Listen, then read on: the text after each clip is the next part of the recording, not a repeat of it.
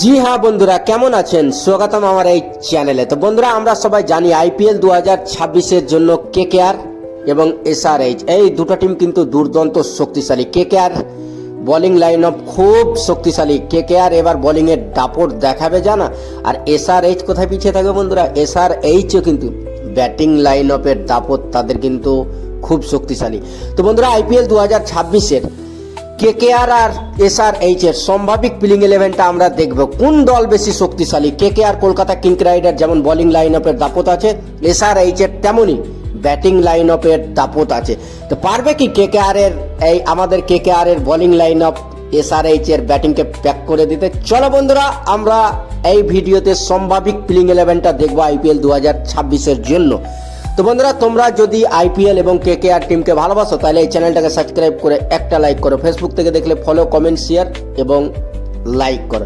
তো চলো বন্ধুরা, দেরি না করে এবার চটপট করে আমরা দেখে নেবো কেকেআর এবং এসআরএইচ এর সম্ভাবিক প্লেইং 11টা। কোন দল পারবে, কোন দল জিতবে এই বাজি। তো সর্বপ্রথম নাম আসছে বন্ধুরা কেকেআর এর প্লেইং 11টা দেখে নেবো আমরা। তো চলো বন্ধুরা শুরু করি। তো কেকেআর এর থেকে ওপেন করতে আসবে সুনীল নারায়ণ। হ্যাঁ বন্ধুরা, সুনীল নারায়ণ নিয়মিত ওপেন করছে কলকাতা থেকে। তার সঙ্গে দেখা যাবে ফিন এলেন, নিউজিল্যান্ডের ওপেনার ব্যাটসম্যান ফিন এলেন। দুজনেই দুর্দান্ত। যদি চাই তাহলে এরা দুজনে পাওয়ার পেলেতেই যে কোনো টিমের কাছ থেকে ম্যাচ ছিনিয়ে কেকেআর এর ঝোলায় ভরে দিতে পারে। 3 নম্বরে থাকবে অস্ট্রেলিয়ার ওই লম্বা ছেলেটা কামরেন গ্রিন, যাকে 25.20 কোটি টাকাতে কিনেছে কামরেন গ্রিনকে। তো 3 নম্বরে কামরেন গ্রিন থাকবে। তিনি দুর্দান্ত অলরাউন্ডার, এতে কোনো সন্দেহ নেই। বল ব্যাট দুটোতেই ভালো। 4 নম্বরে থাকবে আজিঙ্কা রাহানে। হ্যাঁ বন্ধুরা, 4 নম্বরে কেকেআর এর অধিনায়ক আজিঙ্কা রাহানে থাকবে। তিনিও নিয়মিত ব্যাট দিয়ে রান করছে। 5 নম্বরে থাকবে রঘুবংশী। হ্যাঁ বন্ধুরা, 5 নম্বরে রঘুবংশী থাকবে। রঘুবংশী ভালো মানের ব্যাটার, এত কোনো সন্দেহ নেই। 6 নম্বরে থাকবে রিঙ্কু সিং। হ্যাঁ বন্ধুরা, 6 নম্বরে ফিনিশার হিসাবে থাকবে রিঙ্কু সিং। কেকেআর এর সবচেয়ে বড় নাম রিঙ্কু সিং। 7 নম্বরে থাকবে রমনদীপ সিং। হ্যাঁ বন্ধুরা, 7 নম্বরে রমনদীপ সিং থাকবে। 8 নম্বরে থাকবে অনুকূল রায়। তিনি স্পিনার বলার এবং ব্যাট দিয়েও নিয়মিত ভালো রান করতে পারে। 8 নম্বরে থাকবে অনুকূল রায়। 9 নম্বরে থাকবে হর্ষিত রানা। হ্যাঁ বন্ধুরা, 9 নম্বরে হর্ষিত রানা থাকবে। 10 নম্বরে বরুণ চক্রবর্তী থাকবে। আর 11 নম্বরে ওই শ্রীলঙ্কার ফাস্ট বলারটা লাসিস মালিঙ্গার মতন সেম কপি করে না, মাতিসা পাতিরানা, তিনি থাকবে 11 নম্বরে। আর 12 নম্বর এবং ইম্প্যাক্ট যেটা প্লেয়ার থাকবে সেটা হচ্ছে ভৈভব অরোরা। তো কলকাতার এই প্লেইং 11 কত শক্তিশালী তোমরা তো দেখলা। এবার আমরা দেখব এসআরএইচ এর, সানরাইজার্স হায়দ্রাবাদের প্লেইং 11টা কত শক্তিশালী আছে। সানরাইজার্স হায়দ্রাবাদ কেকেআর এর কাছে ভাই ম্যাচ হয়, ওদের 29টা ম্যাচ হয়েছে, তার মধ্যে কেকেআর 20টা জিতেছে, 9টা কিন্তু এসআরএইচ জিতেছে। এর মানে আমরা ডাবল জিতে আছি ভাই, আমরা 20টা, ওরা 9টা। এসআরএইচ কি এবার পারবে কলকাতার সঙ্গে টাক্কার দিতে? কেননা কলকাতার বোলিং লাইন আপ দেখে এসআরএইচ এর ব্যাটাররা এখন থেকেই ঘেবড়ে গেছে। তো এসআরএইচ এর সম্ভাবিক প্লেইং 11টা আমরা দেখে নেবো বন্ধুরা। তো সর্বপ্রথম নাম আসছে অভিষেক শর্মা, ভারতীয় ওপেনার অভিষেক শর্মা দুর্দান্ত ফর্মে, এতে কোনো সন্দেহ নেই। অভিষেক শর্মা যে একজন ভালো মানের ব্যাটসম্যান, এতে কোনো সন্দেহ নেই।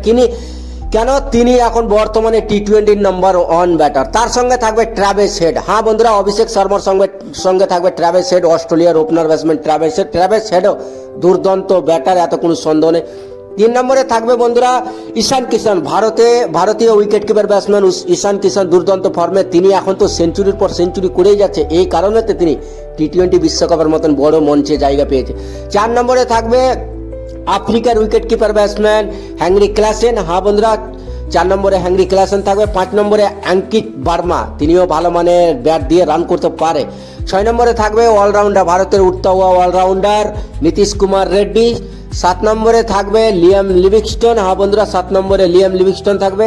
8 নম্বরে হর্ষ দুবে, তিনিও ভালো মানের অলরাউন্ডার, ব্যাট দিয়ে নিয়মিত তিনিও রান করতে পারে, এসআরএইচ এর জন্য ভালো হবে। 9 নম্বরে থাকবে অস্ট্রেলিয়ার ফাস্ট বলার, যিনি এসআরএইচ এর ক্যাপ্টেন, তিনি তো একদম ক্যাপ্টেনের লিডার থাকবে গো, প্যাট কামিন্স 9 নম্বরে থাকবে। 10 নম্বরে থাকবে হর্ষাল প্যাটেল। 11 নম্বরে জয়দেব উনটকাট। হ্যাঁ বন্ধুরা, জয়দেব উনটকাট থাকবে 11 নম্বরে।